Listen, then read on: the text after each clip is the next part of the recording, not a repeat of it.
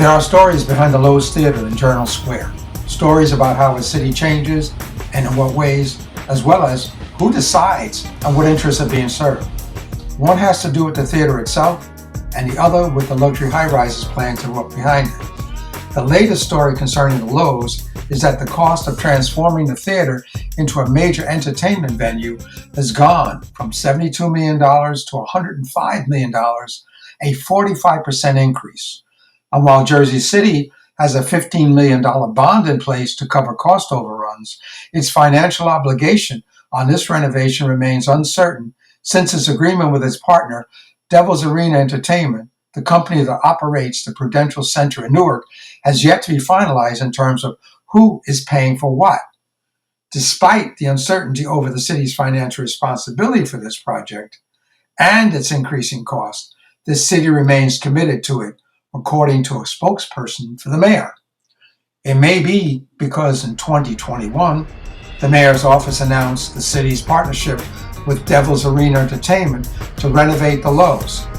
It noted that it would serve as an engine of economic development and hub for the local Journal Square community and expand Jersey City's growing reputation as an unparalleled arts destination in New Jersey. This includes another agreement the city has to bring a satellite version of the elite French contemporary art museum, the Pompidou X, to the area, another arts project whose financing and ultimate cost has yet to be determined. Rebranding Journal Square as an arts center got an early boost in 2016 when the City Council approved changes to the Journal Square 2060 redevelopment plan to include cultural amenities in redeveloping the property behind the Lowe's, which consisted of a garage and a parking lot. Zoning changes were made to allow developers to build taller buildings in exchange for creating cultural venues, such as an art gallery, dance studio, and cafe. Developers would also be required to contribute to a public arts fund or the city's Affordable Housing Trust Fund or its Open Space Trust Fund.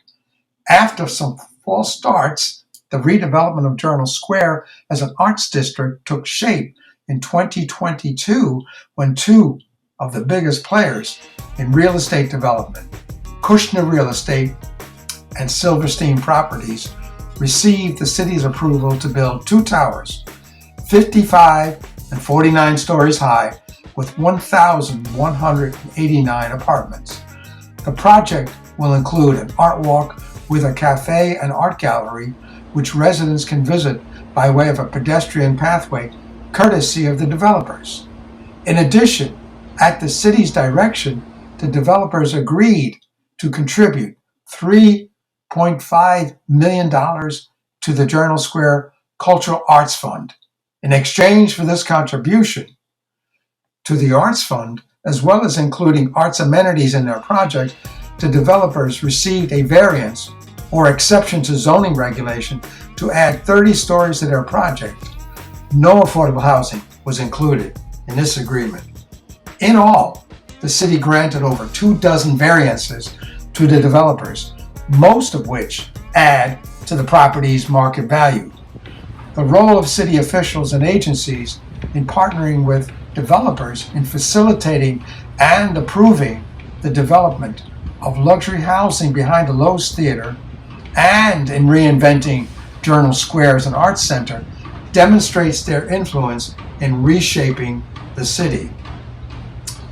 This influence can be traced to New Jersey's local redevelopment and housing law, which allows municipalities to determine which areas of a city are in, quote, need of redevelopment.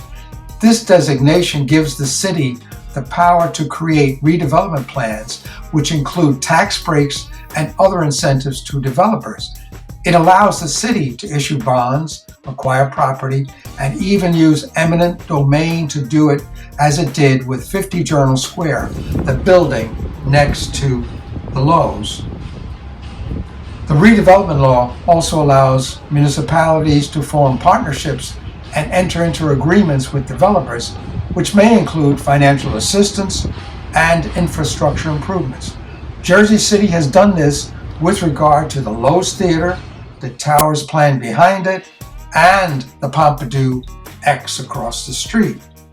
Journal Square's 2060 redevelopment plan, which was first adopted in 2010, allows for taller, mid-rise, and high-rise buildings. This added value to the area's real estate, which has led to its intended effect of attracting many investors in recent years. The result has been a very hot real estate market with dozens of luxury housing projects completed or underway. However, the city has chosen not to leverage the area's greater investment potential to require developers to include housing for the city's families and workers in their buildings. At the same time, Journal Square's redevelopment plan includes goals of providing a variety of new housing for residents while maintaining the character of the neighborhoods around it. It appears that city officials have decided not to follow through on these goals. The question is why, since it would benefit the area's residents so much. As the former president of the Journal Square Community Association said 2 years ago, Journal Square is one of the most diverse, vibrant communities in the city, and I think we deserve a built environment that reflects that and makes space for all the people that want to live here.